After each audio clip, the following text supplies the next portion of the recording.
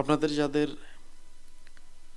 Samsung ফোনের ডিসপ্লেগুলি এই ধরনের প্রবলেম করে, ডিসপ্লে ব্রাইটনেস কমালে ডিসপ্লে জিরজির করে বা গ্রিন ডিসপ্লে হয়ে যায় বা সাদা হয়ে যায় ডিসপ্লে, অনেক সময় ডিসপ্লে নাও আসতে পারে।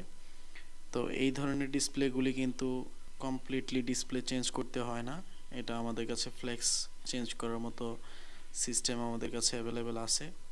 ফ্লেক্স রিপ্লেসমেন্ট করলে কিন্তু আপনার এই ধরনের সমস্যাগুলি 100% সমাধান হয়ে যায়। তো আপনারা যারা এই ধরনের প্রবলেম ফেস করেন তারা অবশ্যই আমাদের সাথে যোগাযোগ করতে পারেন। আপনারা দেখতে পাচ্ছেন ডিসপ্লেটার কন্ডিশন, এই ডিসপ্লেটা আমরা কমপ্লিট করব, তার জন্য আজকের এই ভিডিওটা করা। অবশ্যই ইনশাআল্লাহ এটার ভিডিও সেকেন্ড টাইম পাবেন আপনারা।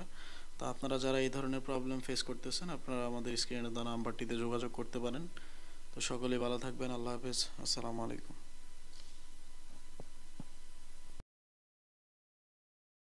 Thanks for watching.